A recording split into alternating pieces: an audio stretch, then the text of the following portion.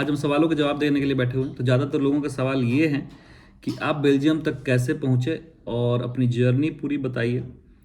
तो आज हम इसके बारे में बात करते हैं। कुछ लोगों का सवाल है कि कॉलेज कौन सा था आपका, आप आईआईटी से हैं क्या, आप यही सब। तो इसके बारे में हम लोग बात करते हैं। तो पहली बात कि हम आईआईटी कॉलेज से नहीं पढ़े हुए हैं, और दूसरी बात कि उस समय AIEEE चलता था। तो AIEEE में मेरा रैंक ठीक ठाक था। तो हमने एक साउथ इंडिया में एक कॉलेज है तंजौर में जिसका नाम है शास्त्रा यूनिवर्सिटी, तमिलनाडु में है लेकिन चेन्नई में नहीं है, चेन्नई से काफ़ी दूर है। तो उस पर हमने एडमिशन लिया था उसमें, और वहाँ से हम पढ़े हुए हैं। उसके बाद हमने पहली नौकरी मेरी ऑन कैंपस ही थी TCS में, जो कि हम 3-4 साल हम किए थे, पुणे में थे उस समय।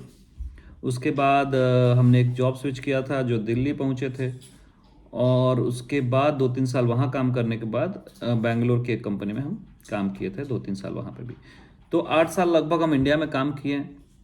उसके बाद हम बेल्जियम आए हैं। तो मेरा पहला जो आने का ये था वो बेल्जियम नहीं था।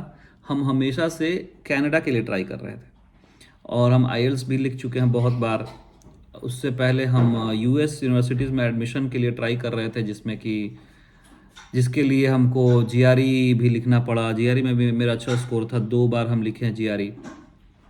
और फिर घर वालों ने मना कर दिया कि नहीं हो पाएगा, GRE नहीं कर जा नहीं सकते हो एडमिशन लेने, क्योंकि पैसे की कमी है।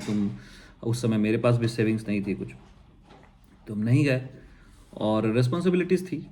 प्लस में फिर कनाडा में भी एडमिशन के लिए भी ट्राई किया था मैंने, कुछ कॉलेजेस के एडमिट भी हैं मेरे पास, वहाँ भी हम नहीं जा पाए क्योंकि लोगों ने अलाउ नहीं किया, मतलब मेरी फैमिली कंडीशंस ने अलाउ नहीं किया।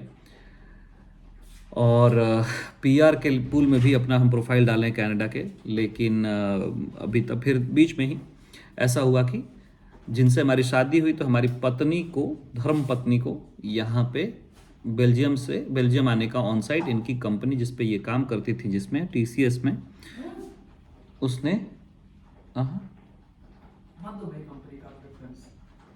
जिस कंपनी में काम करती थी उस कंपनी ने ही इनको यहाँ पे भेज दिया। तो अब ये यहाँ पे काम करती हैं और हम डिपेंडेंट वीज़ा पे हैं यहाँ पे।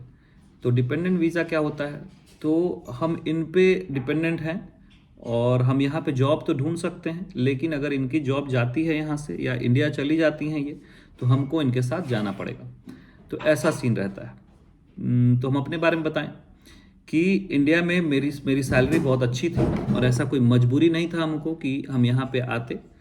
तो आप लोगों को अगर लगता है कि बेल्जियम आके ही लाइफ अच्छी की जा सकती है, तो ये सरासर गलत है। इंडिया में हम अच्छी लाइफ जीते थे, 20+ का पैकेज था मेरा, और हम लोग बेंगलोर में अच्छे घर में रहते थे, अच्छी गाड़ी चलाते थे, सब कुछ बढ़िया चल रहा था। पर यूरोप घूमने का एक मौका मिला हम लोगों को, तो हमने वी ऑप्टेड फॉर दैट। तो जो भी लोग सोच रहे हैं कि इंडिया में लाइफ खराब हो जाती है, विदेश जाने सब कुछ अच्छा हो जाता है, ऐसा कुछ भी नहीं है। पहले उस स्टीरियोटाइप, उस स्टाइल, वे ऑफ थिंकिंग से बाहर आइए। दूसरी बात कि यहाँ पे आके भी हम लोग, ऐसा नहीं है कि अच्छा जगह नहीं है, बहुत ही अच्छी जगह है। We enjoy this place a lot, और हम रेकमेंड करेंगे लोगों को कि आप लोग एक बार तो लाइफ टाइम में एक बार तो आना चाहिए। तो ऐसा सीन है।